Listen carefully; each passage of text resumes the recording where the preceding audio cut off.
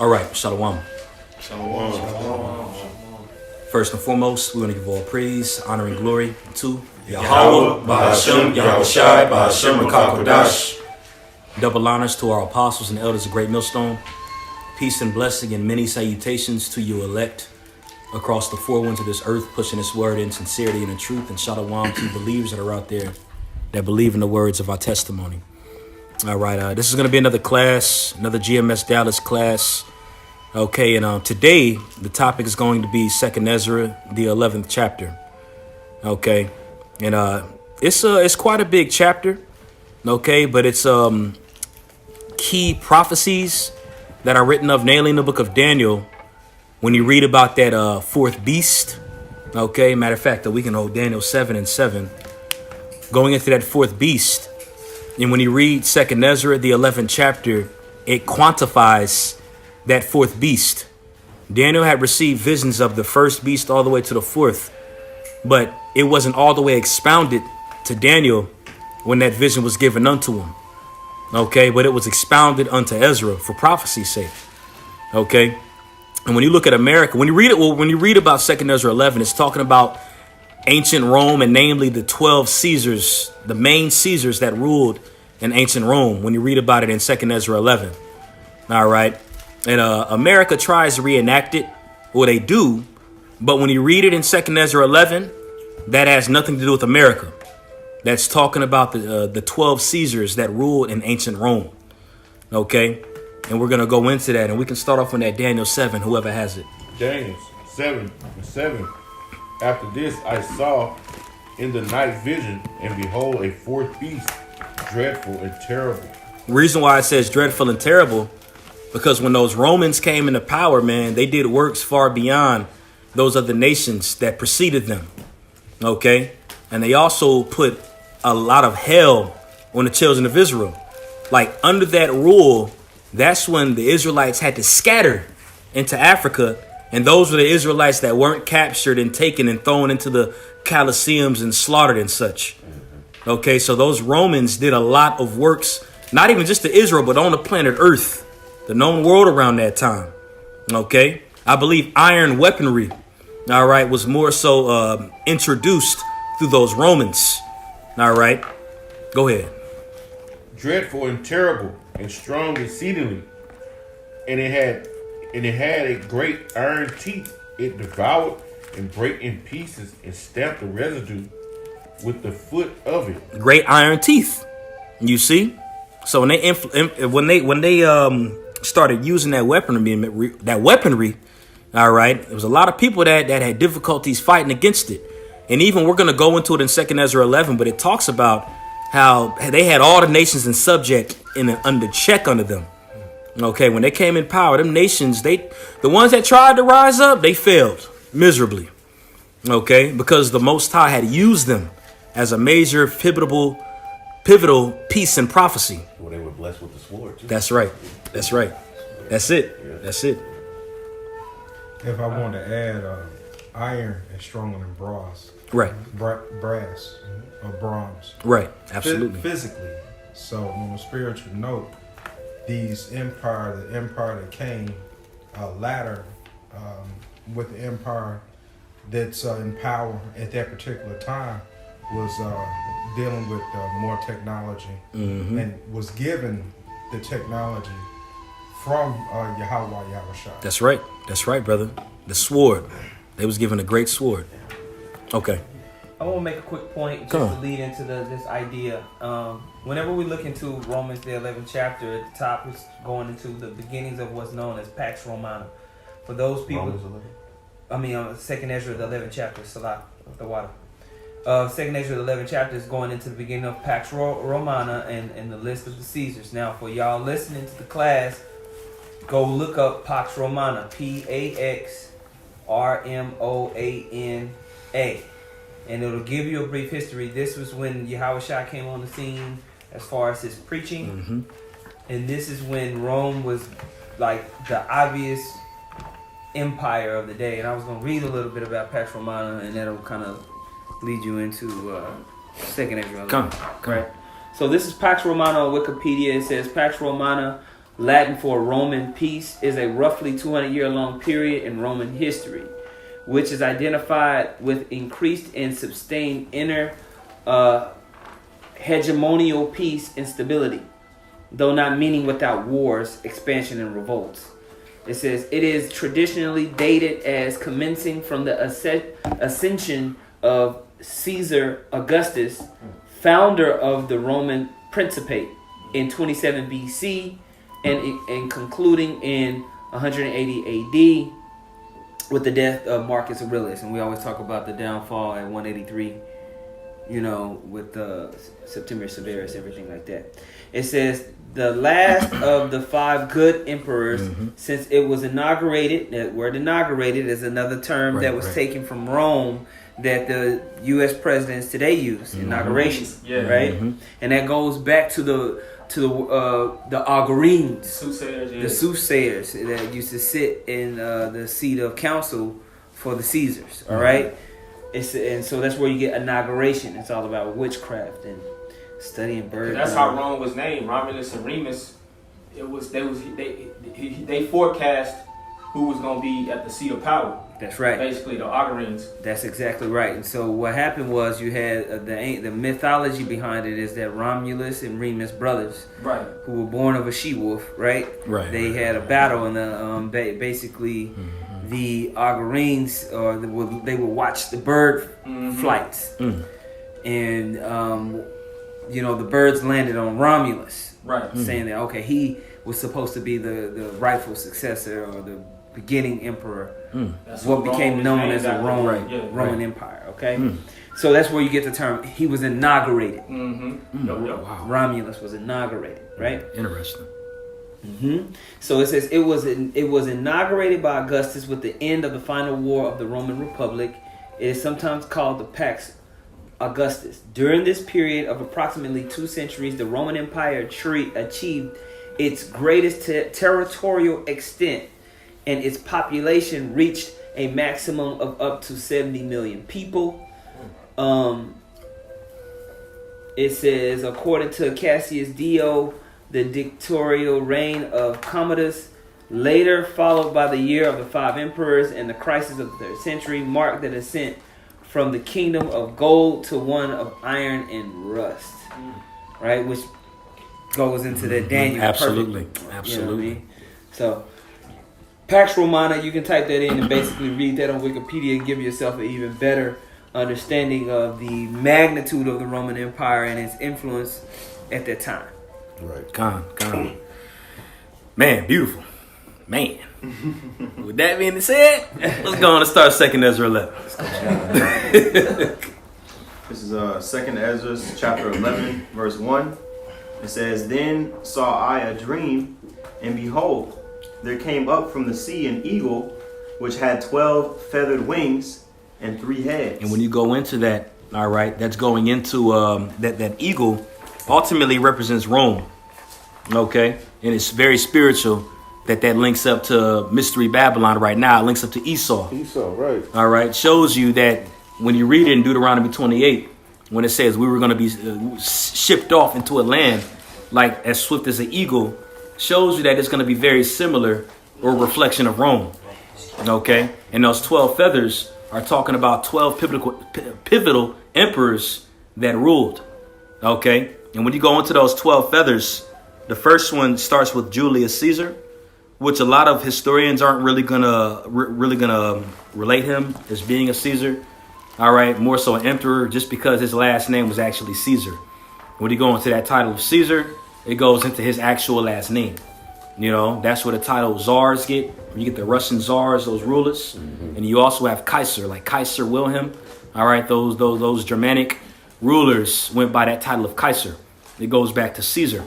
So when you go into these 12 feathers, you got the first one being Julius Caesar. The second one, which a lot of scholars are going to acknowledge to being the first technical Caesar, really it was the second. All right, but it goes into Augustus Caesar. All right, and Augustus Caesar ruled between years 27 BC to 14 AD. All right, and he was actually in the power seat when Yahushua was born.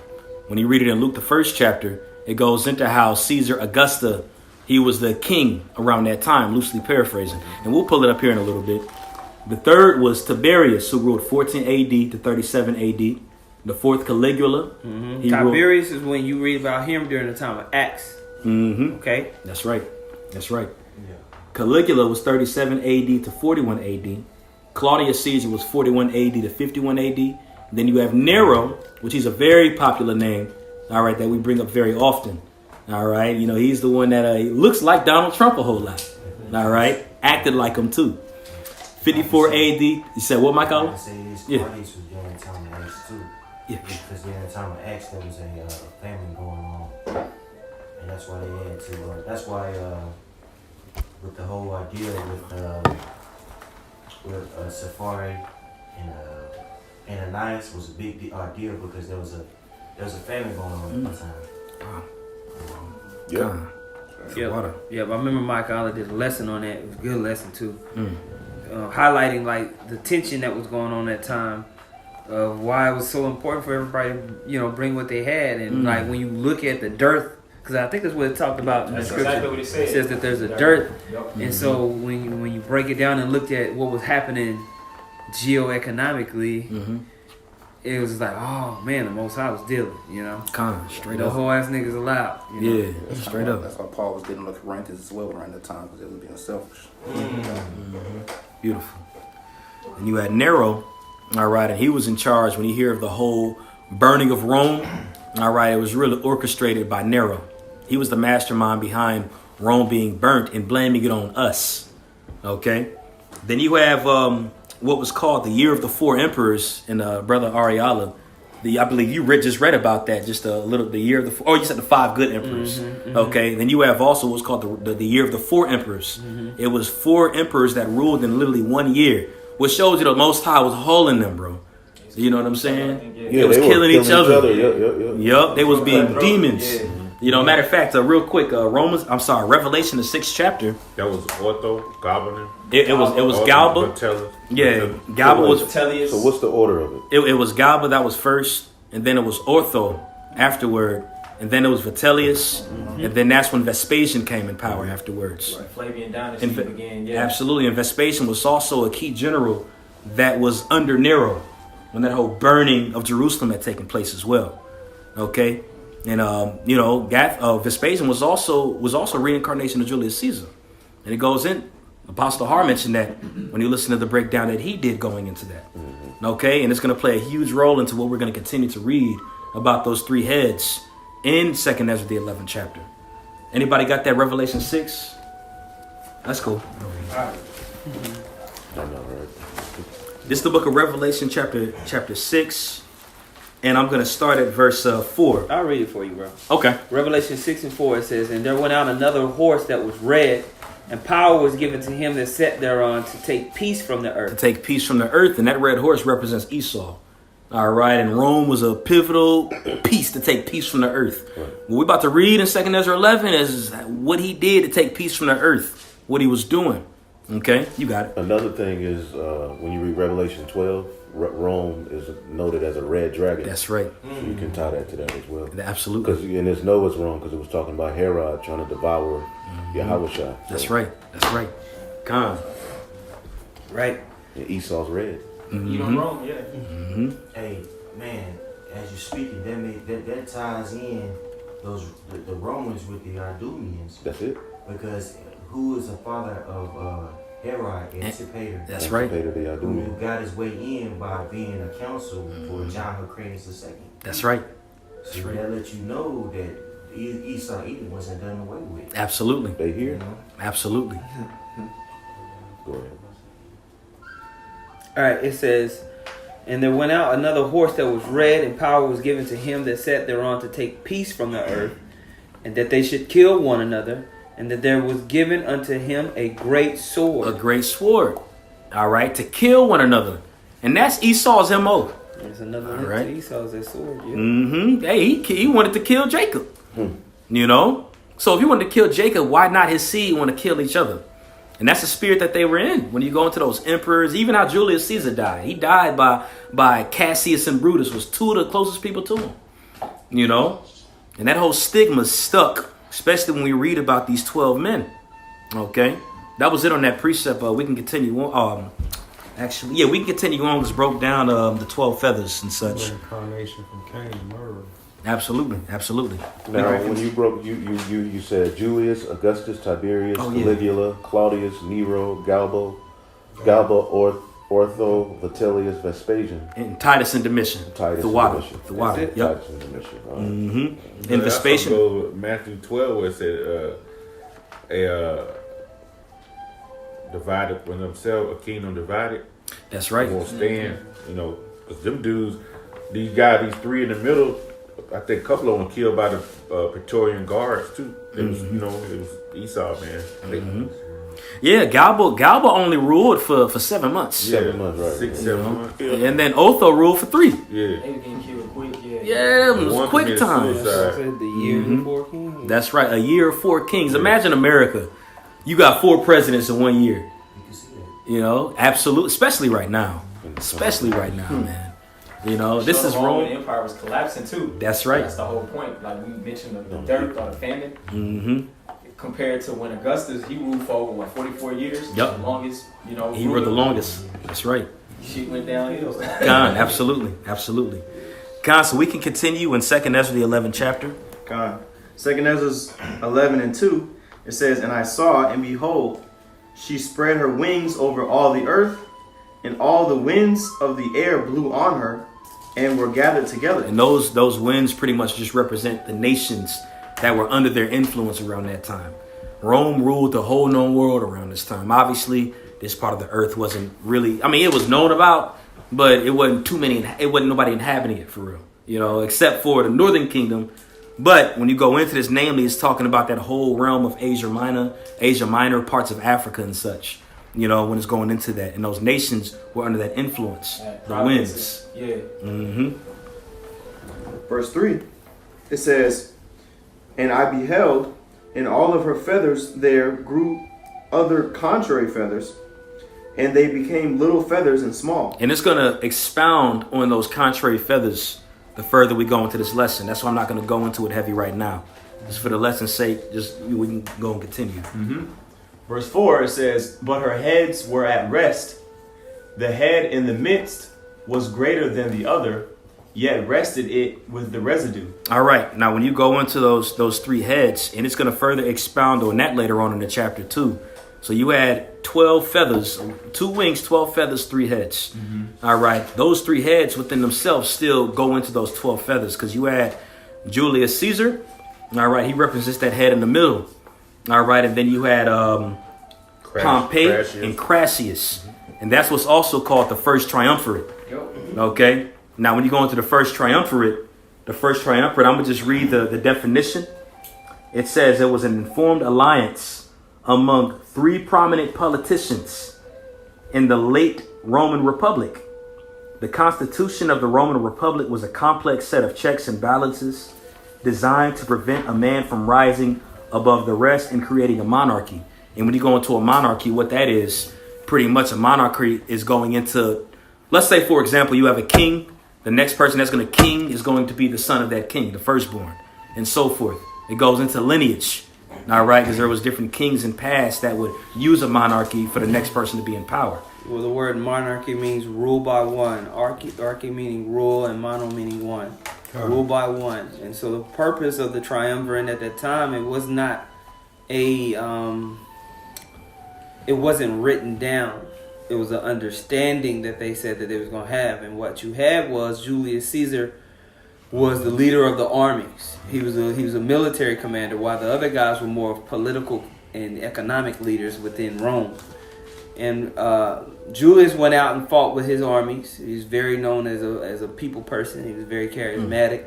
He rode with his soldiers. He slept with his soldiers. He wasn't uppity. He was very down to earth, and the soldiers loved him. And he took him into the expansion that you're reading about. When they first started to expand the Roman Empire, they took down the Gauls, which are known as in the area of France and Portugal and Spain and all those areas. And they kind of expanded and brought riches back to Rome. And with that, what Julius Caesar did was he made promises to the soldiers that they would have land, money. When you get back, when we come back, you're going to be eating. And he delivered. And so when he came back to Rome as a god and crashes in Pompeii, the other guys was like, yo, we said, this dude trying to become the emperor. He's trying to create a monarchy. We gotta get this dude up out of here. So that's where you start to hear that's where you get the famous story of Et tu, Brute. You too, Brutus? You too, Brutus. Because he was the final guy to kind of stab him in his back to take him down. Yeah, so it was a conspiracy to take him out. Okay, but him being the head of Crassus in Pompeii was the fame that he got from his military conquest. Wow. Okay, that's how Julius. Go read about Julius. He was actually, you read about him, he was a G. He wasn't no whole ass nigga. You know. Con. Hey, Jaquan, that's why they got the check and balances concept here in this. Yep, absolutely. Yes, sir. You know what I'm saying? The house and all that. Yeah, I got a precept. Yup. That's exactly right. And Maccabees? Yup. Yeah, uh-huh. Yeah, That's the spirit, too. That's the spirit, too. This is First Maccabees 8 and 15. It says, moreover, how had they made for themselves a senate house wherein 320 men sat in council daily, consulting always for the people, to the end they might be well ordered, and that they committed their government to one man every year to rule out a monarchy, pretty much, who ruled over all their country, and that all were obedient to that one, and that there was neither envy nor emulation amongst them. Con, and that's the spirit too when you go into this, because America had adopted a lot of those customs anyway from those Romans, like we had mentioned earlier, and that shows you that your vote don't matter. Okay, that shows you your vote doesn't matter. It goes all the way back to them back then. They chose who was going to be elected as their ruler, and it still applies to the day.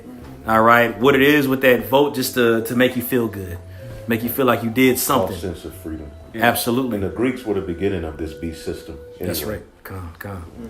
Yep. And what precept was that? This was First Maccabees 8, and I started at 15.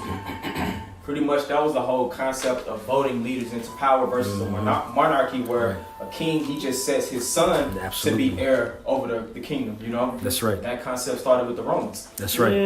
A monarchy? Huh? The monarchy started with the Romans? No, the voting leader into power. Oh, okay. Versus the monarchy where like a king, he would just, you already knew that if he had a son, that's who was going to be next to rule. That's But the Romans created the concept like checks and balances to where the people, so-called people, vote the leader into power. And that's and also only for a certain term too. That's where they get the term from. Con. And that's also another reason why they rose more quickly and had more structure than the other nations. Because there was times in history, we read about in the scriptures, where there was a prince that came up and being the heir, and he was a hoe ass nigga. Right. You know what I'm saying? But Rome changed it, and they voted people in, even though they were hoe ass niggas. A lot of them was whack too. Right. But they voted him in for a reason, because of his influence, what he had done. And that's another reason why they were so strong. All right. And a lot of people, they couldn't just get overthrown like other nations, you know? And that's just loosely paraphrasing it, you know? But we can, if anybody has any other points with that, let's continue on to 2 Ezra 11. God. Continuing on, 2 Ezra 11. Oh, I just wanted to make this point for the people that's listening. Type in First Triumvirate. Yep. First Triumvirate. Type that in and just read the first parts, and it'll talk about everything that we just said. That's right. God. 2 Ezra 11 and verse 4. It says, but her heads were at rest, and the head in the midst was greater than the other, yet rested it with the residue. Julius Caesar was great, and it was acknowledged. We just literally went into that too. You know? Go ahead. Con. Verse 5, moreover, I beheld, and lo, the eagle flew with her feathers and reigned upon earth, and over them that dwelt therein. Those are the winds everywhere. You know, it had that influence over the whole known world around that time. Okay? And they also had vassals. That's right. It was a beast system back then, too. Con. This was the first beast system, and then America reiterated it through this system. That's right. Con. It says in verse 6, and I saw that all things under heaven were subject unto her, and no man spake against her. No, not one creature upon earth. Right. They had that much influence. We just read earlier in Daniel chapter 7 that they were given, it was a beast having iron teeth, and they subdued the nations.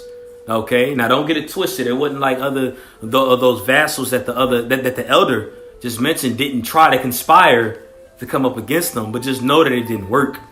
You know what I'm saying? It did not work at all, because we just read about the influence that they had, the power that they had.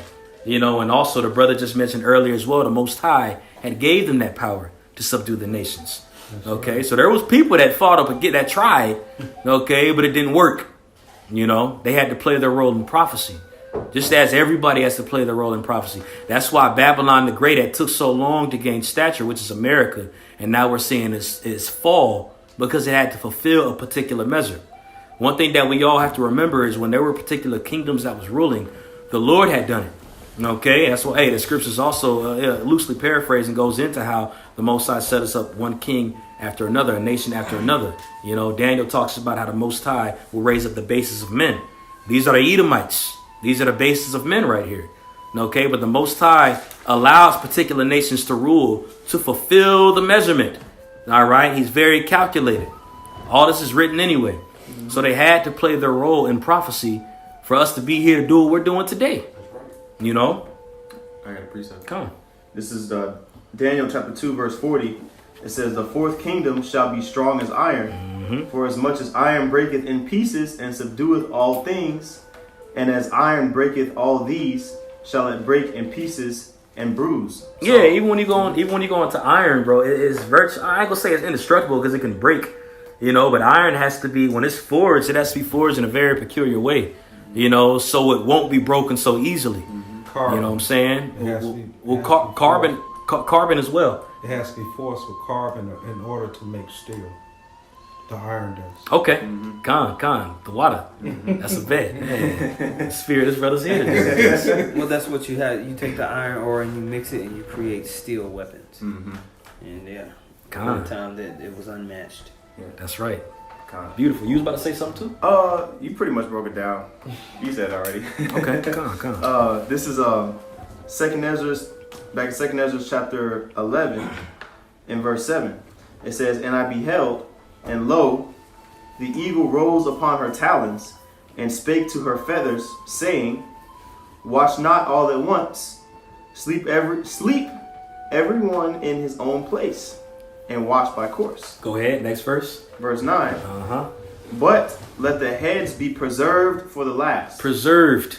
The Most High preserved it. He had set them up for their times. When you go into the eagle speaking, and it's saying to the feathers, let everyone have its part at their particular time. That goes into all 12 couldn't rule at the same time. And earlier, went into all the different emperors and even the time spans that they had ruled. Okay, so the Most High had established certain ones to rule for this period of time, that period of time, this period of time, and so forth. Okay, so that's what it means when it says, like the brother just read. All right, it says, Salakia. What verse was that? Verse 8. It says, verse 8, watch not all at once, sleep everyone in his own place. Sleep everyone in his own place. All right, certain of them weren't weren't set up to be in power yet. Okay, Augustus had his particular time to rule. Tiberius had his set time to rule. Claudius and such. That's what that means when you go into that. There's a progression. That's right. Go ahead. It says in verse 10, and I beheld, and lo, the voice went not out of her heads, but from the midst of her body. And I numbered her contrary feathers, and behold, there were 8 of them. Now, when you read this ain't talking about 8 extra feathers on top of the 12. This 8 is talking about of the 12. All right. These contrary feathers were also mentioned early in the chapters going into the small feathers. Okay. And all that's talking about is just the Roman rulers that didn't have, I don't want to say necessarily as much influence. All right. But they didn't rule as long as particular other ones. Okay. Go ahead. It says, and I looked, verse 12, and I looked, and behold, on the right side there arose one feather, and reigned over all the earth. And those are those particular rulers that ruled in their set order and arrangement. And the same followed with the left wing. The same order and arrangement the Most High had them set up to rule in. Go ahead. It says, and reigned over all the earth, verse 13, and so it was, that when it rained, the end of it came, and the place thereof appeared no more.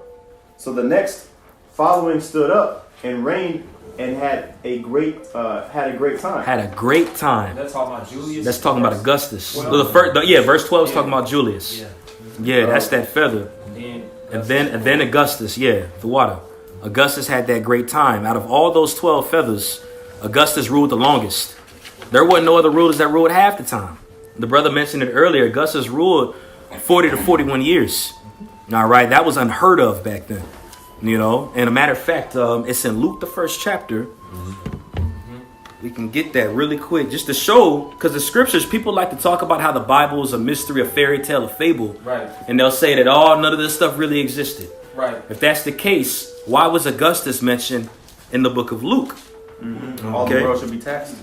Yep, exactly. And we can get it. This is in on the coin, Matter of fact, this is in Luke 2, Salakia. This is Luke 2:1. It says, and it came to pass in those days that there went out a decree from Caesar Augustus that all the world should be taxed. And when you read it in the NLT version, it says, and at that time, Roman Emperor Augustus decreed that a census should be taken throughout the Roman Empire. And that's another example that shows you that America is Rome as well, because America does the same exact thing. They do a census, and they've been very heavy on that census recently, making sure that you who you are and where you need to be. Why do you think so? Okay, so that's another example that shows you this is Rome, but to show you that there is this Bible is the history book. All right, it's a book of many things, but one of its roles that it plays is a history book, and it goes throughout key pivotal points of history. Right. Okay, so it's not a fable, it's not a mystery, no fairy tale, man. That's what they want you to believe, and that's why you're in the docile state that you're in right now, which is the spirit and Satan that's in you anyway. Okay, but the Bible is true. All right, and we're reading this in 2nd Ezra 11, by the way, man. A lot of people will say this isn't canon. They'll say it's not original. This goes in history, and when we read it, when we continue, not only does it go in history, but it wasn't by mistake where it said this second feather ruled longer than all the other ones. And Augustus just so happened to rule way longer than the other ones. Come on now, man. Right. This was written 400 years dang near before Julius Caesar was even born, before he was thought of. Okay? So this is very well indeed canon, man. All right? This book is faithful and true. That's right. Okay? Written 4 times. That's right. Man. That's right. I just wanted to make a quick note. This is something that Apostle Gabar goes into as far as just how they used to take note of who was and who was there. That's right. And how to get the money. That's where you get the term calendar. The word calendar goes back to the word kalends back in ancient Rome. Is when they would announce the first day of the month so you could pay your debt, your taxes. That's where you get calendar from. Because it's all centered around that. And that's why they call it a calendar. That's why you get paid on what? The 1st and 15th. You get that from kalends. Very interesting. Which is Roman. And when you look it up, it says the kalends, it says, is the first day of every month in the Roman calendar. The English word calendar is derived from this word. The Romans called this first day of each month the kalends, signifying the start of a new lunar phase. On this day, the pontiffs would announce the number of days until the next month at the Curia Calibra. In addition, debtors had to pay off their debts on this day. And these debts were inscribed in the Calendria, effectively an accounting book. Wow. Damn. Man, this is Rome 7.0. Man. Come on. The image of the beast spoke. That's right. Spoke It and was lived. like that. It gave life to the beast. He gave life to the beast. This is it. Man, wow. Matter of fact, we need to continue that Daniel 7, right? There's a little more to it because it goes into what we're going into Halfway it. through the verse. Yeah. I think verse 8 talks about us, about America. I That think. little horn. Matter of fact, this yeah, we can just get this real quick because the elders and the brothers just spoke what they just said. Daniel 7? Daniel 7, yep, 7 and 7. Daniel 7 and 7. And after this I saw in the night visions, and behold, a fourth beast, dreadful and terrible, and strong exceedingly, and it had great iron teeth. It devoured and brake in pieces, and stamped the residue with the feet of it. it was diverse from all the beasts that were before it, and it had 10 horns. Mm-hmm. And I So those considered vassals? those vassal states, yeah. Mm-hmm. And they were diverse because we broke that down. They had the Senate, how they voted. It says, I considered the horns, and behold, there came up among them another little horn. Another little horn. All right. So that fourth beast is not talking about America, but that little horn is that. It's mentioned there. It snuck in there real quick, that quick jazz. Right. It shows you that that's America right there. Because they influence, that horn is nothing but part of that beast anyway. It came out of the It beast. came out of it. Right. You know, Yeah. so Rome has that influence on America and why America does what they do today. All right. Very similar. Rome reincarnated. And how you know that it's talking about America is because right after that, judgment comes. That's the right. Lord sets his judgment. That's right. And the end is going to come through Babylon, just being destroyed. It's just an extension of that fourth beast. That's right. You know, he brought it back to life. Started with the Renaissance period and ended all the way up to Man. Babylon the Great. You know what I'm saying? And they fully revitalized themselves with that beast system, you know. Con. Fatness of the earth. That's right. You had a point, Mike Allah? No, I was just standing up because I'm tired. Oh, con. That was the main point on that in Daniel. We can jump back to that in 2nd Ezra. Continuing on, 2nd Ezra chapter 11 and verse 14. It says, and it happened that when it rained, the end of it came also, like as the first, so that it appeared no more. So Augustus, just like Julius' rule happened, and it was no more, Augustus ruled for them 40 to 44 years. After he ruled, it was no more. Then Tiberius came. Okay, go ahead. Verse 15. Then came there a voice unto it, and it said, Hear thou that hast borne rule over the earth so long. And this is still that second feather. Okay, this is still Augustus. Hear that bear rule over the earth so long. Imagine Donald Trump being president for 40 years. You know what I'm saying? Obama, like 120. yeah, that's unheard of. You know, this is especially when it comes to this way of kings being brought into a system. All right, now monarchies were different, because again, it went into the air after that person died or was about to die. The next one be raised up. But for this to happen in this type of way was something that was strange. It's strange, okay, but it was also fresh as well. All right, go ahead. Continuing on, it says, Hear thou that hast borne rule over the earth so long. This I say unto thee, before thou beginnest to appear no more. There shall none after thee attain unto thy time, That's a DK. neither unto the half thereof. Not even half. And Tiberius was close, all right, to half. But it's still, if it wasn't half, it was right at pretty much dang near half. Okay, but Augustus ruled the longest out of all the 12 emperors of Rome, those 12 Caesars. Okay, go ahead. Then arose the third, and reigned as the other before, and appeared no more also. Which that was Tiberius. That was Tiberius. Okay. And he ruled 23 years. Okay. Which pretty much shows you it was 44 to 45 years Augustus ruled anyway. All right, because that would be right at half or right under half.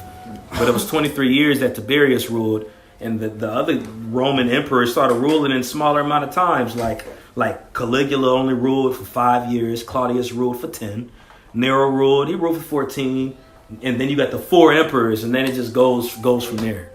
You know what I'm saying? So the Most High had them fighting one another, like we just read. And, it was a lot of grimy stuff that was going on with them. These are Edomites, and Edomites rule with the sword, and they're power hungry. They're known for stabbing their brother in the back. They're a divided house. That's a divided house. That's right, brother. The simple fact that we got to read about these 12 feathers, and 12 is a big number of them ruling in this time, shows how divided they are. And the inner fighting that was going on. And its completion. That's right. Okay.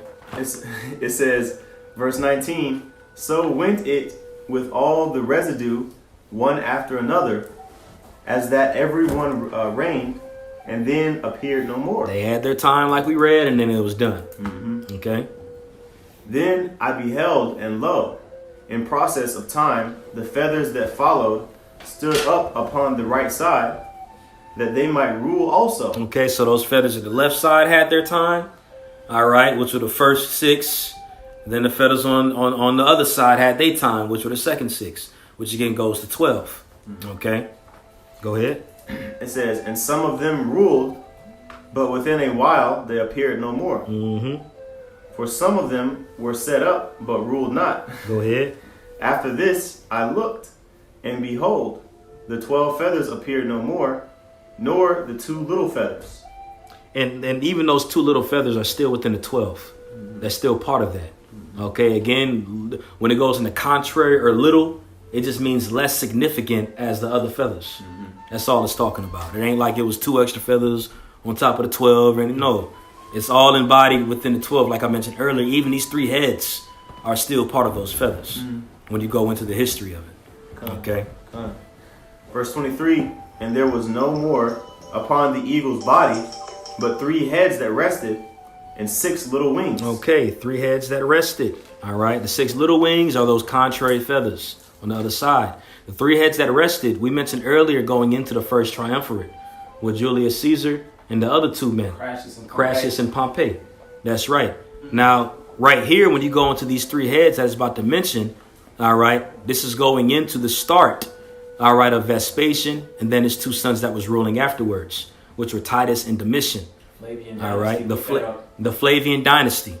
Okay, when you go into that word Flavia or Flavius, okay, that word actually means blonde or yellow, which shows you that they are Edomites. Like Herod. All right, like, yeah. Because the Lord said he looked like a fox, so he probably had like a like a light kind of tone. He was like one of them yellow bone cats that had that. Because, you know, Herod was he looked like a light skinned Jake, right? But he was an Edomite. Yeah, you know. And more so his characteristics. He had the characteristics of a fox.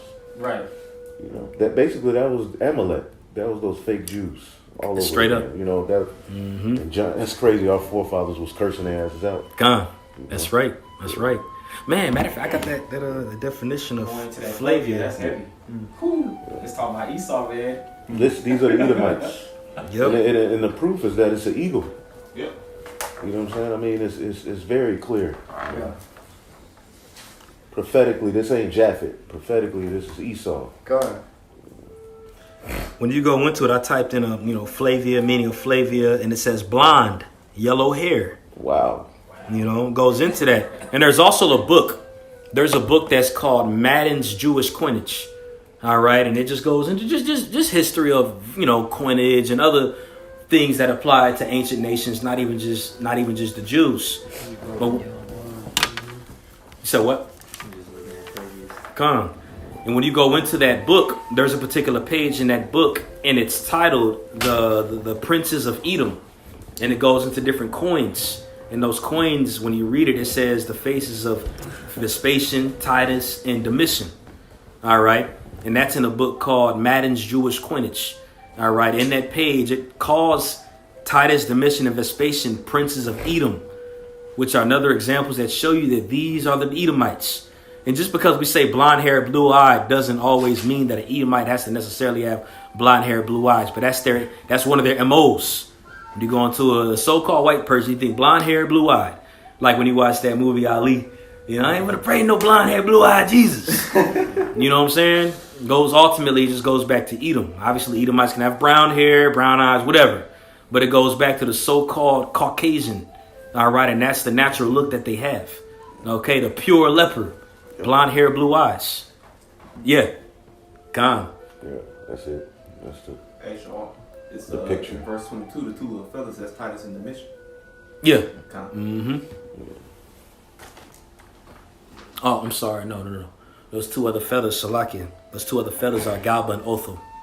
Okay. Very small because they had those small times. Okay. You know what I'm saying? But we can continue. We can continue where we left off.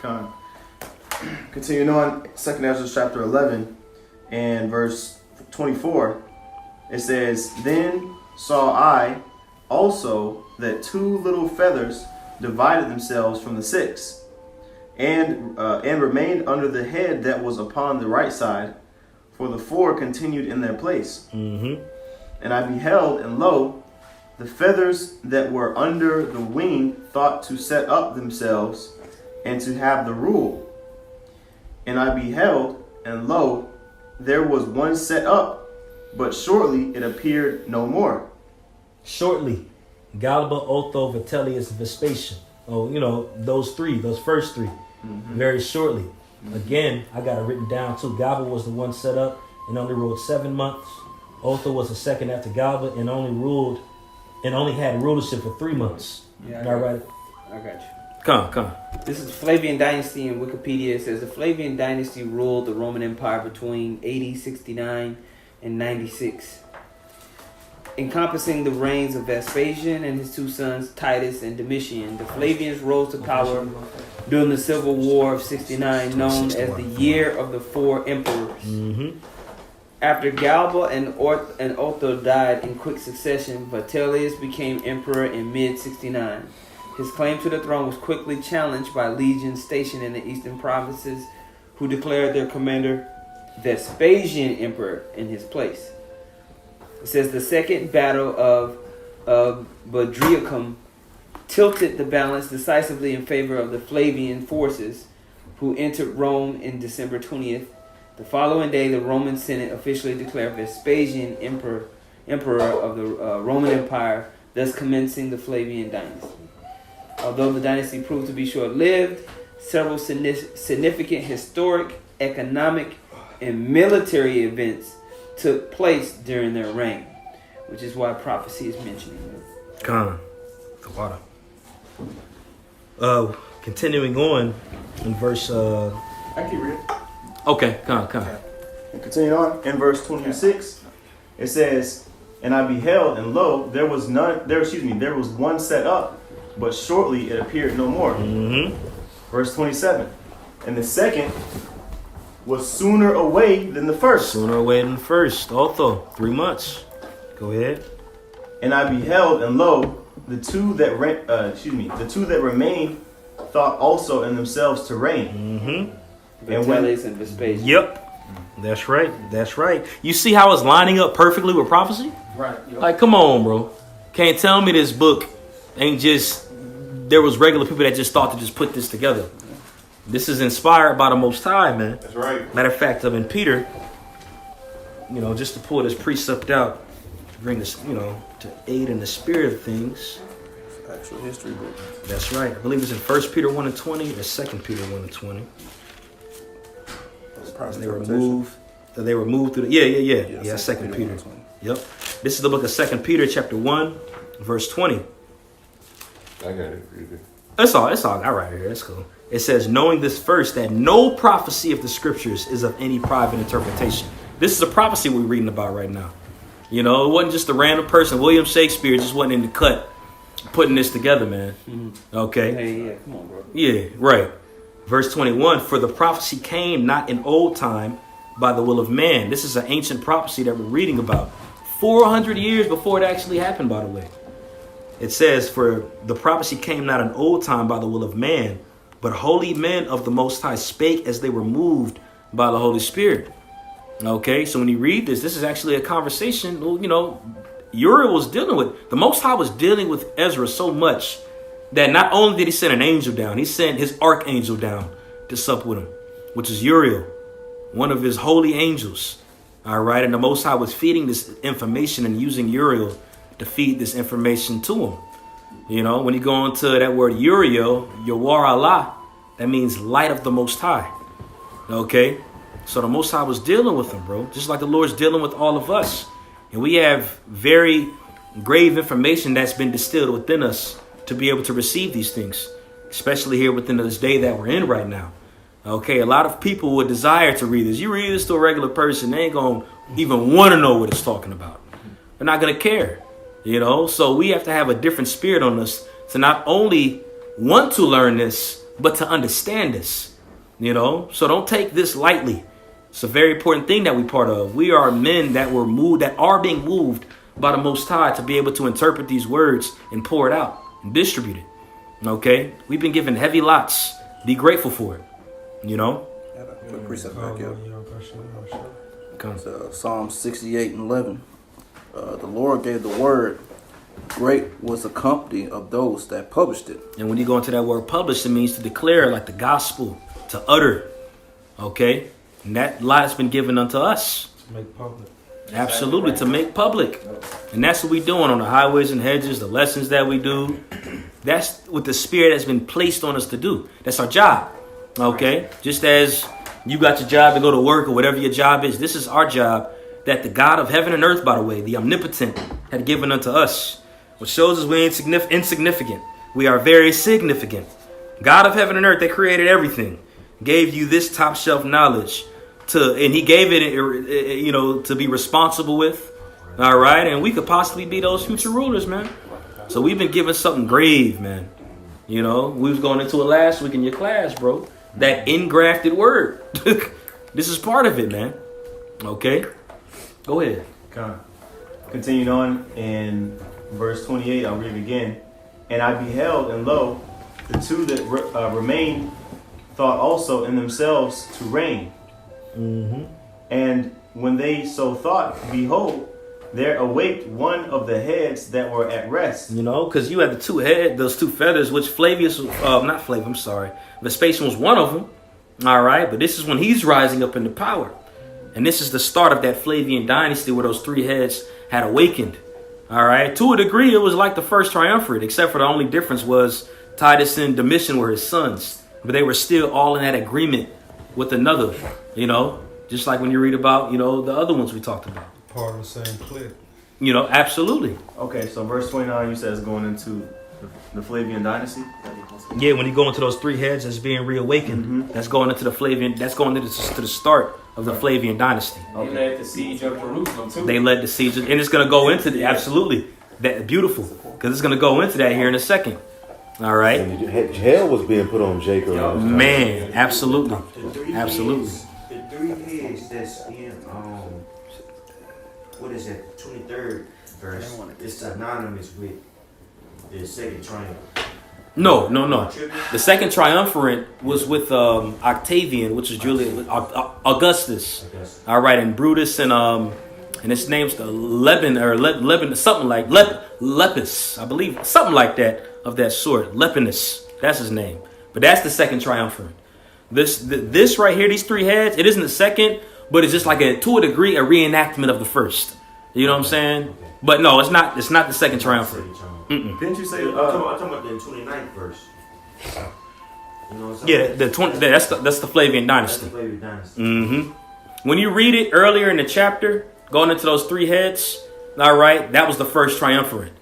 And this is like, Vespasian came later on as a reincarnation of Julius Caesar. Right, okay.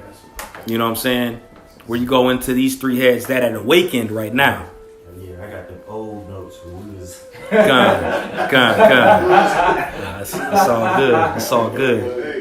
The second triumvirate was literally right after the first. It was literally right when Augustus was in power. Oh, okay. Okay, so verse 30, it says, and then I saw that the other two heads were joined with it. Titus and Domitian. Okay, go ahead. It says, and behold, the head was turned with them that were with it, and it did eat up the two feathers under the wing that would have reigned. Mm-hmm. There you go, Vespasian.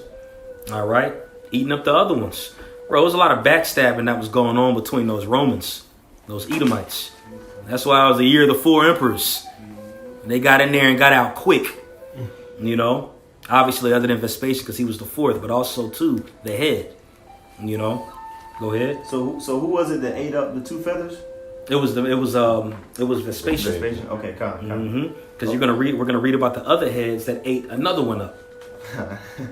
It says, verse 32.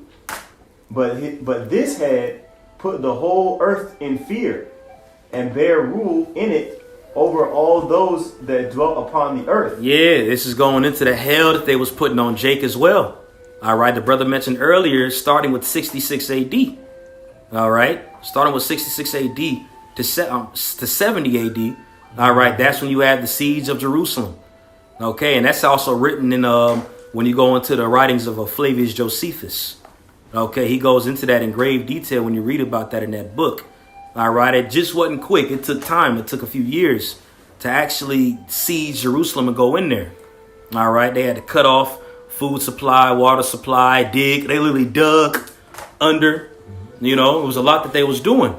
Okay, but they was putting the earth in hell, starting with us. You know, matter of fact, Babylon the Temple too, if I could say, it brings that narrative out too. And it says names too, Vespasian and his son Titus, the Flavian dynasty. You know? That's right. From the Babylon the Temple too. Con. And just a few precepts. We're gonna bring this out in Luke 23, and then if somebody can hold Revelation 12, starting at 13, Baba Kashaw. Luke 23 to 22. Luke chapter 23, starting at verse 28. All right, Luke chapter 23, verse 28. Because Yahushua told Jake this. Okay, Yahushua told Jake that this was going to happen, and this is the time period where this event had transpired. This was well after Yahushua's crucifixion. You got it. This is also in the curses too. Mm-hmm. That's right. Luke 23 and 28. But Yahushua turning unto them said, Daughters of Jerusalem, weep not for me, but weep for yourselves. They was weeping for Yahushua when he was getting beat. He was carrying that stake with Simon up there. That's when they started weeping for him. And he's saying, don't weep for me, weep for yourself. Go ahead. And for your children. For behold, the days are coming in the which they shall say, Blessed are the barren and the wombs that never bear. So that shows you how severe this time period was during the Flavian dynasty. All right, because Jake was being starved out, eating children, doing all and above. Belts and shit. Mm-hmm. That's right. That's coming down. That's right. Mm-hmm. In the mountains. It's coming. That's right, Mike Allah. It's coming all over again. Right. Now, Yahushua was talking about a lot of these prophecies there's duality involved in them. All right, you just got to be spiritual to be able to see it. That's why Ecclesiastes said there's no new thing under the sun.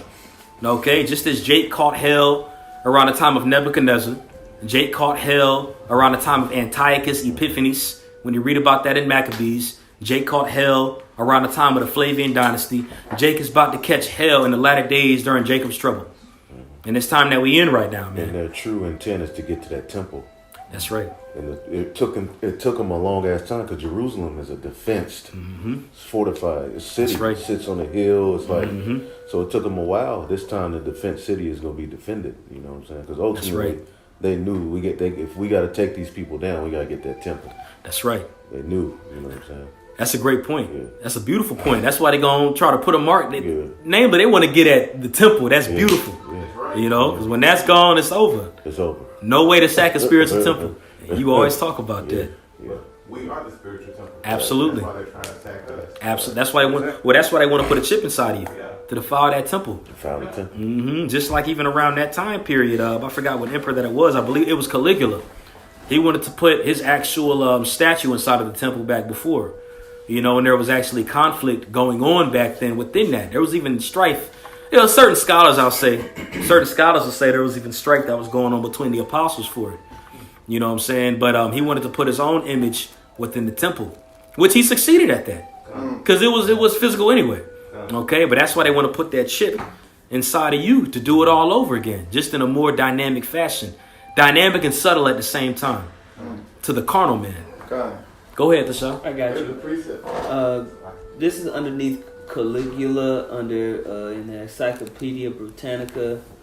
Going down, it says Caligula pursued his pretensions to divinity further. In the summer of 40 AD, he ordered his statue to be erected in the temple at Jerusalem, but under the suave persuasion of Herod Agrippa, Caligula countermanded this potentially disastrous order. Okay. The Roman populace had by now grown wary of this mad and unpredictable tyrant, and several conspiracies were formed against him. In January 41, 4 months after his return to Rome from Gaul, Caligula was murdered at the Palestine Games by Cassius Caharia, tribune of the Praetorian Guard. The Praetorian Guard was always used to hit niggas. They hit There's some good movies on the Praetorian Guard. The water for that, because I got it mixed up with the image of jealousy that was in the temple where I said it was erected in there. That's what it was. The water for that.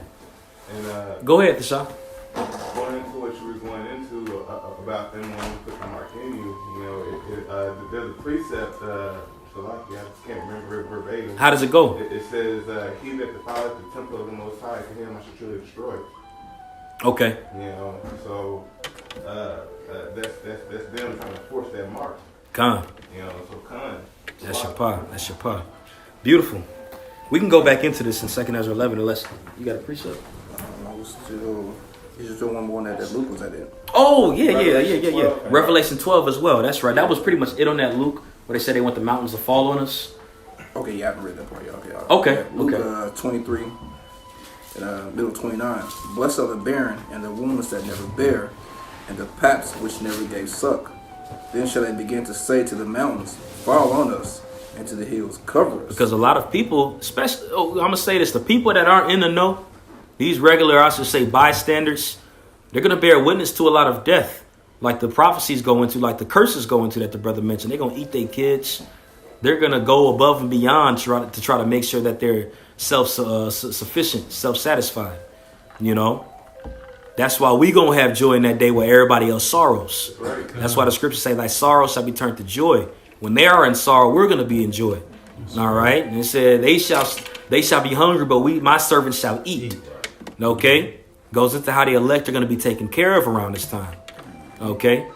That was it on that one right there. You got that in Revelation 12, right? I got that. Come on. Verse 12. And yeah, chapter 12. Verse 13. Starting at verse 15, Earth help the woman. 13. 13. Yeah, starting at verse 13. Okay. Right. This is Revelation 12 and 13. And Yashawamba mentioned earlier, when you read about this dragon here in Revelation 12, it's talking about the Roman Empire. All right. And we read earlier in Daniel 7 that this little horn that came out of that beast is an extension of that Roman Empire, which is talking about America. So you're going to find little clues in here about America as well. But namely, it's going into the Roman Empire, which is that dragon. Okay. Go ahead. Revelation 12 and 13. And when the dragon saw that he was cast unto the earth, he persecuted the woman which brought forth the man-child. Persecuted the woman which brought forth the man-child. That woman is talking about Jerusalem. Okay? Talking about Jerusalem. And the man-child, namely, is talking about Yahweh Shai. That's the man-child. Okay? Go ahead. And to the woman were given 2 wings of a great eagle, that she might flee into the wilderness. Now, this is a different eagle. Okay? And those 2 wings are going pretty much just going into just the southern kingdom that fled into the mountains, that fled into Africa, the ones that were able to escape, by the way. And because not all Israel fled out. They didn't have the opportunity to. A lot of Israelites died. There was millions of Israelites that died under the Flavian dynasty. Those Israelites that were captured in 70 AD, all right, when they seized in there and taken it and went into the temple, sacked the temple, took all the gold, a lot of them were thrown into those gladiator pits and mauled by lions, mauled by champions, and they suffered heavy persecution even after that. Okay, it was millions of Israelites that died that were taken captive under those Edomites around that time. All right, so Jacob was catching holy hell around this time. Okay, and then those that were able to escape, all right, is which we're fruit from technically. Okay, because they went into Africa, dwelt there, traveled all the way south, 1,000 years, you know, and then later on, transatlantic slave trade. Yep. You know, go ahead. Notice they were primarily in West Africa, right there. It's perfect for them ships to come. Right. All coastal, yeah. Like, what were the odds of that? Yeah. Straight up. But it makes sense because Israel's on the coast. By that water. You know, Jake gonna be Jake happy. love to be by the water. But it's just dope how they were primarily in that area. Right. Easy for them to round them up and take them right. Man, I mean, port port cities were always the most popular places to be because of trade and being able to move goods to and forth. You know, Oh, yeah. It's a so lot port more. cities all throughout the scriptures is the main cities that's mentioned because it's this epicenter of movement and finance and thereby policy and everything. So you didn't want to be too far from the water Come. because you literally isolating yourself from natural resources. Straight You up. know? So Straight up. when you read the scriptures, either you high up or you're by the water. Come. You know, That's why Tyree was so popular. 100%. Yep. They would ship those trees from the water. Yeah. Easy access to get right over there to where we was at, over there by Moriah. Man. Everything was shipped. everything was moved. Needed to be by the water. Come on. I'll read 14 again. Yeah, Go but ahead and sure. finish this, Salaki. Come on. This is Revelation 12 and 14. And to the woman were given 2 wings of a great eagle, that she might flee into the wilderness, into her place where she is nourished for a time, and times, and half a time from the face of the serpent. Yep, that's it. That goes into that period we were in Africa until we got taken again. You know, by those Edomites again. Yup, that's good. Yup.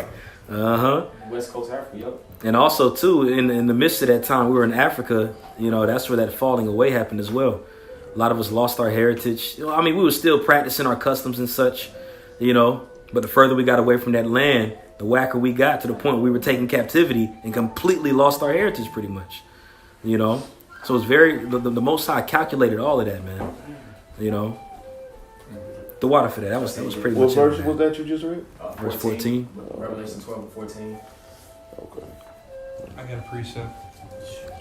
This is alluding to what you said, Sha'ar, about Israel in a time of the siege, which is going to be re-administered into today's time. And so this is a precept. This is 24, Matthew chapter 24, verse.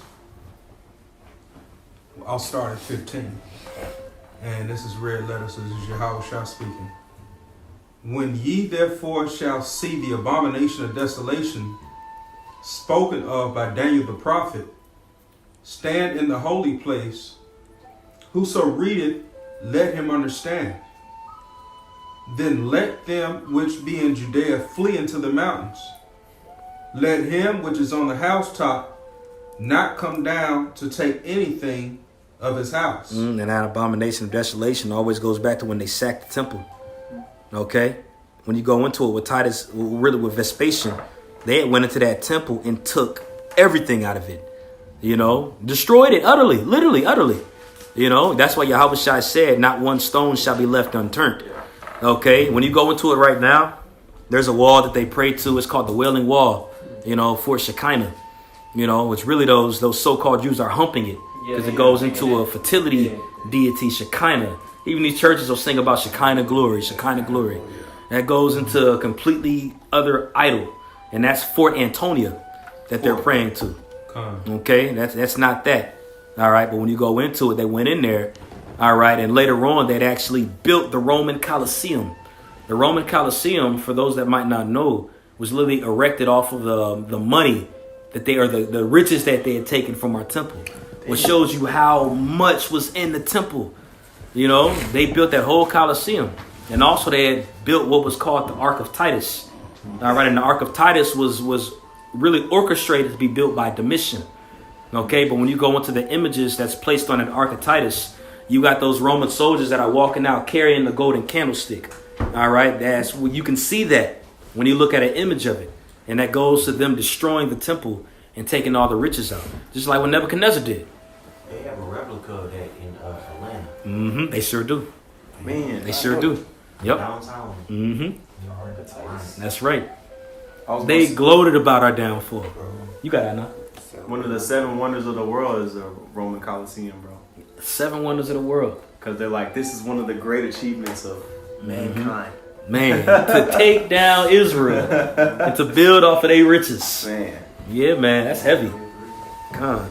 We can jump back into that in that 2nd Ezra 11. Come I think we left off at like verse 33, 34. Yeah, I'll read 32.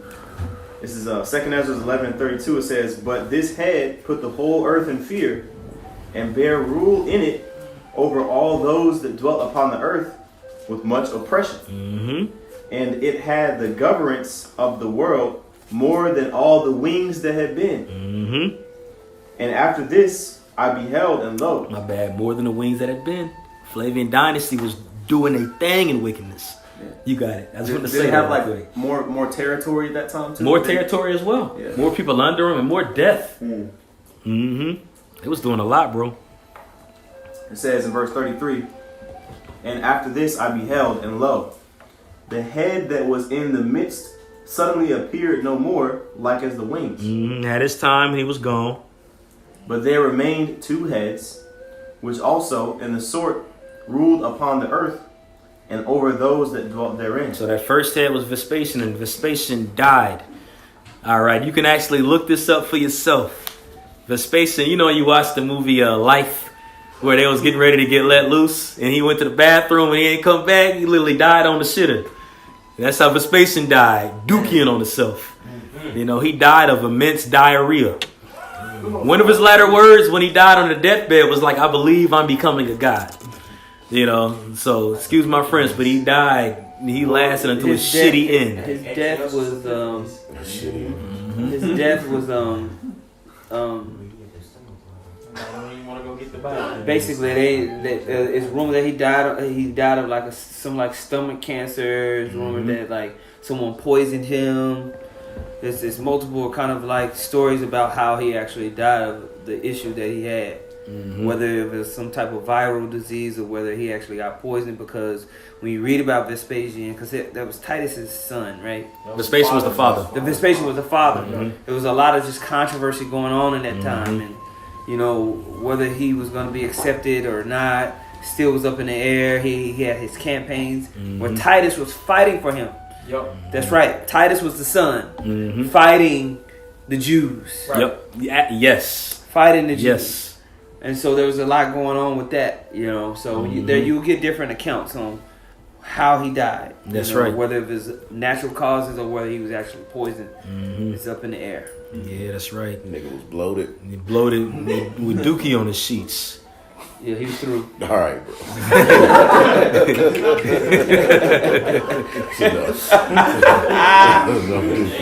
Enough do. Oh man. Nigga was taking probiotics. Man, he was hurt. He was hurt, bro. You think I'm becoming a god? Verse 34.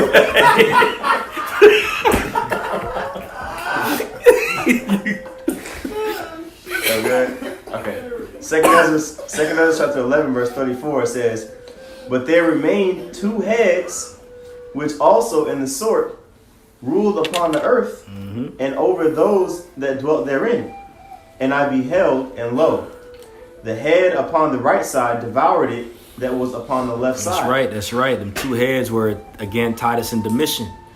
All right. Now, certain people will say that Titus, there's different theories that are out there of how Titus died. Certain people will say he died in a fire.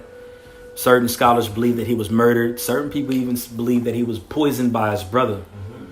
That's what I believe happened, because the scriptures say that it was devoured. It makes sense. It makes more sense. Yes. Poisoned him or something. But all of these guys was just fighting, bro. Like the whole time it was just infighting. Yep. They were paying people off, trying to get positions the whole time. That's why they make so many movies about this era, because there's so much drama. Yeah, straight up. It's like constant drama, bro. Yeah, straight up. It says in verse 35, Let me see if I can pull up Titus.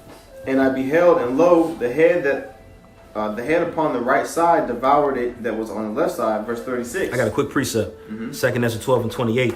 It says, "For the sword of one shall devour the other, but at the last he shall fall through the sword himself." That's right. All right, and that's going into those 2. Yep. When you read about the 12th chapter, it is a breakdown of the 11th, but it's not fundamentally.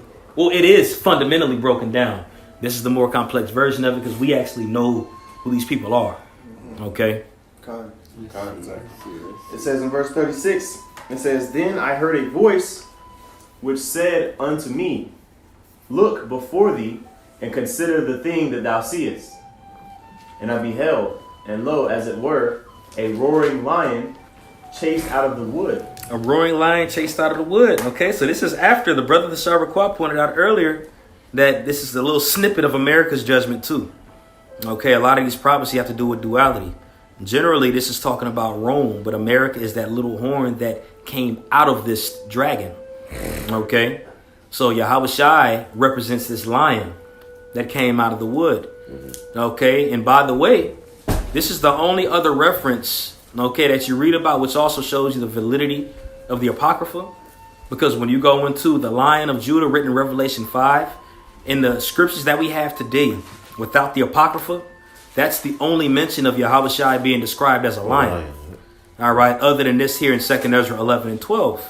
which again shows you the validity of the scriptures that we have right now, the Apocrypha. All right.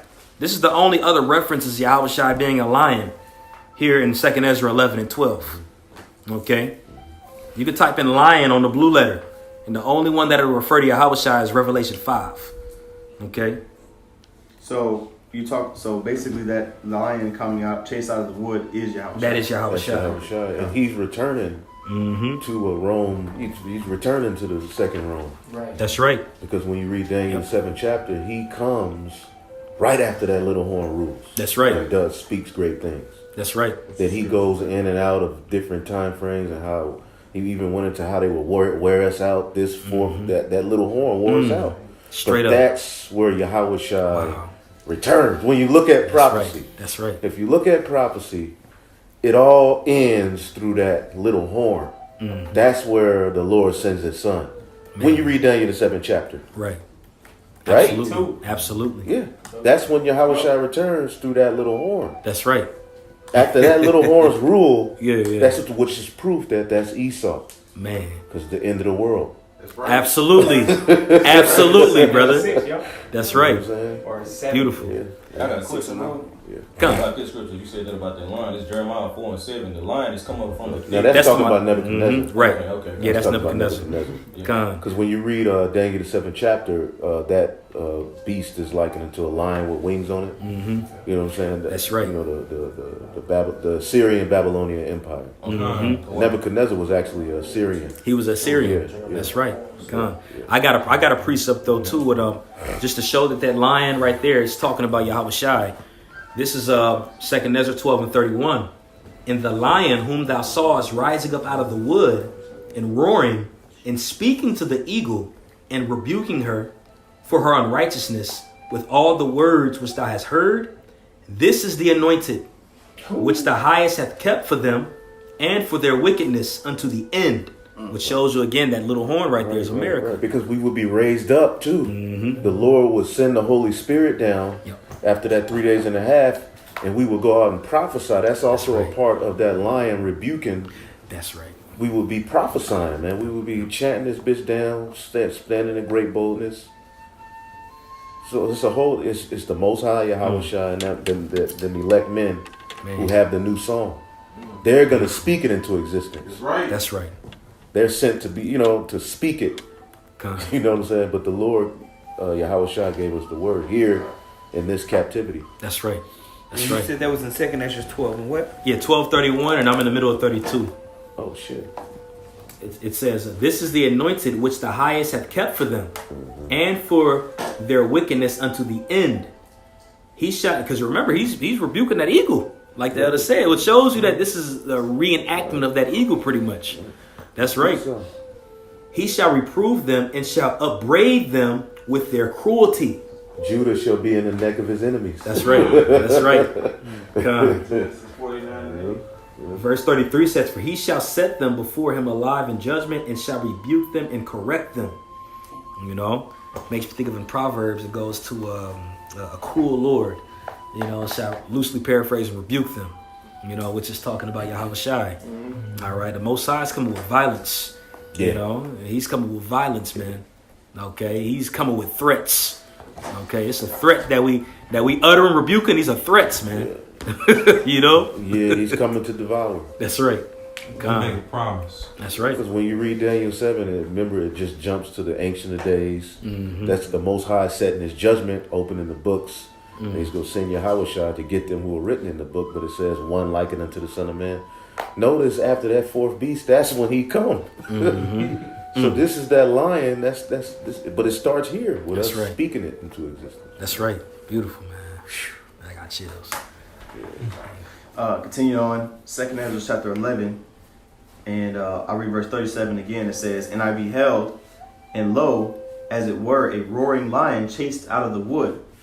And I saw that he sent out a man's voice unto the eagle, and said, Hear thou, I will talk with thee, and the highest shall say unto thee, Art thou not it that remainest of the fourth beast? The four beasts. Daniel 7 talks about the four beasts. So he's giving them the breakdown. He's expounding on him, this fourth beast. Daniel ain't even get that. You know, he just was told a fourth beast. Right. You know. I mean, he went in a little bit, but not like this. You know what I'm saying? Absolutely. Yeah. He showed him a lot of what he would do. Daniel was actually fucked up by the vision. Right? Yeah. He was like, damn. Yeah. He would stick to his stomach. Mm-hmm. He was hurt. He saw, you know, the shit that was going, colors. Yeah. You know. Mm-hmm. That's right. That's right. He saw all this shit. TLC. He was like, oh no. He saw Jake through. Yeah. Like, he saw the beast ruling. Mm-hmm. That's right. That's right, bro. Chasing waterfalls. What was the deal? What is this? The perm. G-Rags. Yeah. He seen Jake in he seen Jake in a low state. Yeah. He saw this beast rule. He saw him drunken with the blood of the saints. That's right. That's right.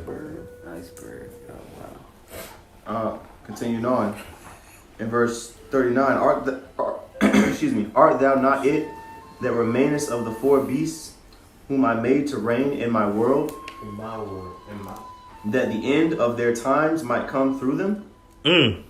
That's it, man. That's how you know this is talking about Esau, bro. That's right. Cause you gotta look at prophetically, bro. You gotta corner this nigga, bro. Obadiah, get Obadiah to the last verse. I love making this point, bro. The last verse in Obadiah, bro. This is how you link Esau, the end of the world, to that fourth beast. It's Obadiah. Obadiah, verse 21. And saviors shall come up on Mount Zion to judge the Mount of Esau, and the kingdom shall be Yahweh Bashem Yahushai. Mm-hmm. That's it. That's it. Yep. So if you matching it up, this fourth beast got to be Esau, right? Because it's through his fall that the kingdom is going to be the Lord. The Lord is going to set up Yahushai's kingdom on earth. Man, yeah, and tell you Esau is the end of the world, and Jacob is the beginning of it. The father. So this can't be Japheth. Doesn't make sense. It doesn't make sense. The sign showed the Lord's on his way back soon, so it's got to be Esau. Keep going. Yeah, we can keep going. I was looking for one of Joel, but it's all good. The point was made beautifully. 2nd Esdras chapter 11, verse 40. Yep. And the fourth came and overcame all the beasts that were past, and had power over the world with great fearfulness, and over the whole compass of the earth, with which much wicked oppression. You see, it said the whole compass because that little horn had to rule, and that was Babylon. That's where Esau had the fullness. North, south, east, west. His policy dominated. You know, the sword. He dominated with his sword through this America, the NATO, and the EU. They have control pretty much over North. So they got control of this bitch. That's right. Yeah. Because Rome, they had control of that known world, but it wasn't the whole compass of the earth. Right. So it was fulfilled. Esau's blessing was fulfilled through this beast system, this little season, you know. It says, verse 41. Oh, I'm going to finish verse 40. Yeah. It says, and so long time dwelt he upon the earth with deceit. Yeah, lying wonders. With all deceivableness, man. 2nd Ezra 2. Yep. 2nd Thessalonians 2. That's him. It's some shit, and it's deep. It's deeper than we even know. There's a lot of shit we think real ain't real, bro. Yeah. A lot of the history we know, like there's a lot of shit that was just him creating shit and just being a demon, bro. Right. He's a real motherfucking wizard, bro. Yeah. The devil. He's a liar, bro. Come. It says, verse 41, for the earth hast thou not judged with truth. There we go. For thou hast afflicted the meek. Thou hast hurt the peaceable. And he's getting this is that lion cursing out. This is what he's saying to him. You know, and basically this is what we're saying to him. Go ahead. It says, thou hast loved liars and destroyed the dwellings of them that brought forth fruit, and hast cast down the walls of such as did thee no harm. I got a quick precept real quick. This is 2 Thessalonians 2:8.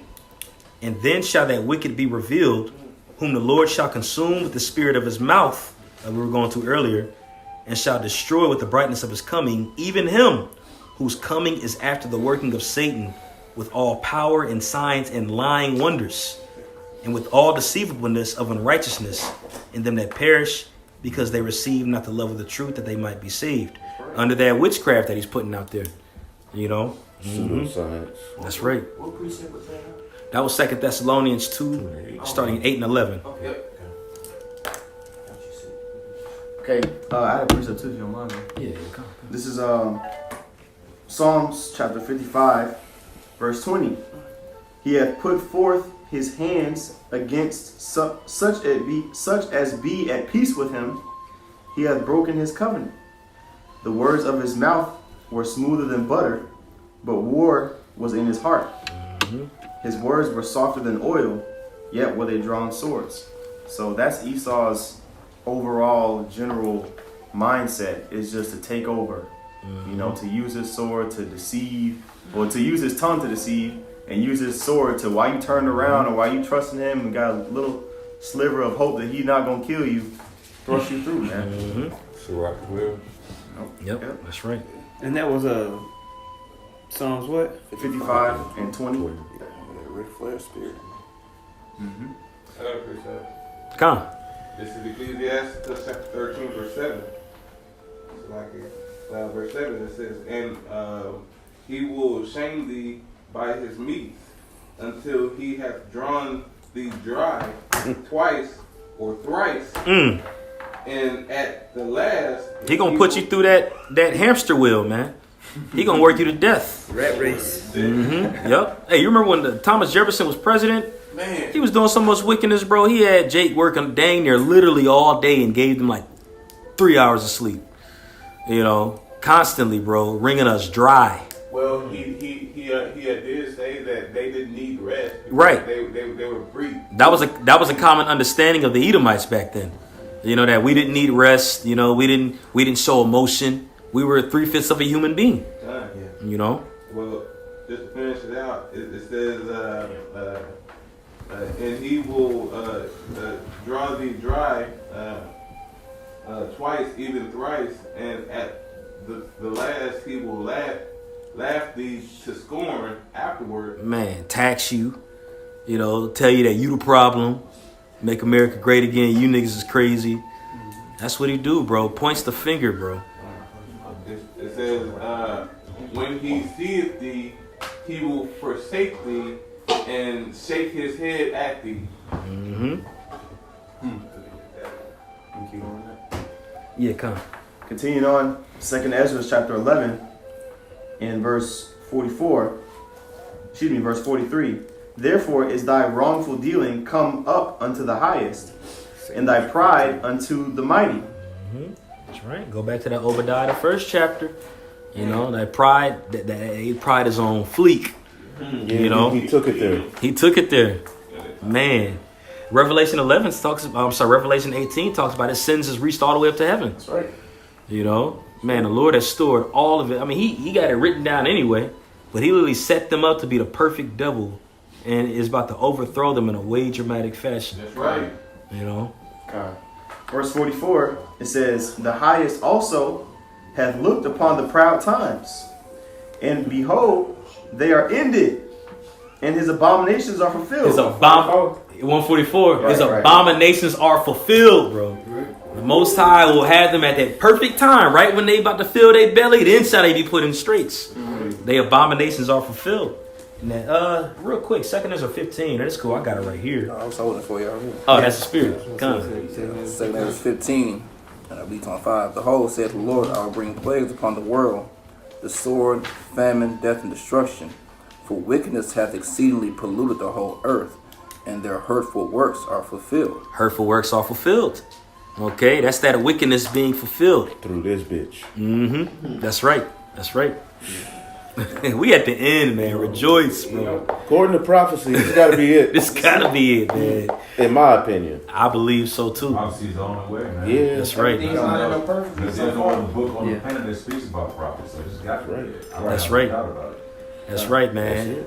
It's times we look at everything Esau's about to do, the guillotine, all the stuff that he's done, and it could be like, damn. But Revelation 18 says, rejoice, ye holy apostles and prophets, for the Lord hath avenged you. You know, we in the time of salvation. We ain't in the time of our destruction. We've been through that already, man. When you read in Ezekiel 35, it talks about the iniquity of Israel goes into being fulfilled. You know, it's the Lord is getting ready to take us home, bro. Right. We in the time of salvation right now, not Jacob's trouble. You know, we shall be saved out of it. Yeah. So when you look at this, for those of you that are listening, and we're talking about these things, one of the points that Elder Yashwamba made was the realization of how detrimental Esau's influence is on the earth. Not only to us as a people, us so-called Negroes, Latinos, and Native Americans, but to the Most High's creation in general. Because the creation of the Heavenly Father is precious. And we are set to dominate it, or rule over it in righteousness. And because of Esau's wickedness, the Heavenly Father's creation, something that is set to be eternal, like the seasons and plant life and life in general, is set to just reset itself over and over, just like your body. It's set to just be in an immortal state. Underneath Esau, it's dead. So we read this in 2nd Ezra, the 15th chapter. You read this in Obadiah. You go to Isaiah, the 24th chapter, where it talks about how this person is ruling. You combine that with Isaiah, the 14th chapter, and what we read about in Revelation 18. You get a bigger picture of why the judgment that's coming on the planet Earth is so large and powerful. That's right. Okay? Yeah. And that's what we're reading about. We're not just reading about an entity of Esau, this guy that's red and hairy. No. He's grown himself into this dragon, into this beast system. And we get a glimpse of that system as we read 2nd Ezra, the 11th chapter. Its scope, how policies is running all through it, how dynamic they ruling. When you go and actually look at the history of these 12 Caesars, you're going to be up all day. There's so much that happened. Right? And we're not even talking about the Greeks. Right. That mean, and the Romans make the Greeks look like a joke. Yeah. Right. You know what I'm saying? And the Greeks showed their head. And the Greeks showed their whole ass. That's right. So, yeah, man, the Most High's got heavy judgment, you know? That's right. I have a precept back up. Revelation 11:18. And the nations were angry, and thy wrath is come, and the time of the dead, that they should be judged, and that thou shouldest give reward unto thy servants the prophets, and to the saints, and them that fear thy name, small and great, and shouldest destroy them which destroy the earth. Boom. That's it. He gonna get it. Keep going. Okay, 2nd Ezra chapter 11, verse 45, it says, and therefore appear no more, thou eagle, nor thy horrible wings, nor thy wicked feathers, nor thy malicious heads. Hey, malicious means with insidious intentions, man. You know, with very wicked ideas and intentions, bro. Wickedness is finna be through, bro. That's right. Hey, that's why you read it in Proverbs 29th chapter. Goes into when transgression, when wicked is multiplied, also transgression. When the wicked are multiplied, you know. So yeah, when Esau got in power, man, showed his whole ass, and it's gonna take another being, a cosmic being from another dimension, to come and put an end to it, man. You know, the greatest story of all time. You got it. It says, nor thy malicious heads, nor thy hurtful claws, nor all thy vain body, that all the earth may be refreshed, and may return, being delivered from thy violence, and that she may hope for the judgment and mercy of him that made her. Talking about Israel, man. All right, so it's going to take Esau all the way from being a devil to fulfilling that role for the Most High to send his son Yahushua back, so we can have dominion on the earth, you know. But yeah, I mean, that unless anybody got any points or whatever. Cool. All right. Well, hey, look, that was 2nd Ezra, the 11th chapter. Lord's willing, it was edifying. Okay. Oh, and by the way, even I'm sorry, the other brother read it earlier, going into the 5 good emperors. After those four wicked rulers ruled after the mission, you actually had emperors that ruled that were Israelites, starting with Nerva, you know, and that led on later on into what was called the Holy Roman Empire. Later on, with Constantine and them, was called the Byzantine Empire. But After that, that's when Jake pretty much started ruling ancient Rome as well, just as a footnote. You know what I'm saying? But that was pretty much it. I got one real quick. Con. Psalms 85 and 11. Truth shall spring out of the earth, and righteousness shall look down from heaven. That's how the Spirit look down upon us. That's why the truth is coming out. That's right. That's right, bro. The only way out is. I don't see no other way. That's right, bro. That's it, brother. Con. Well, Lord's will, it was edifying.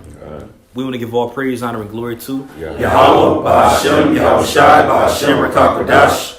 Double honors to the apostles and elders of Great Millstone. Peace and blessing and many salutations to you elect that are doing your lots, fulfilling your lots in righteousness all over the four corners of the earth. Shalom. Shalom.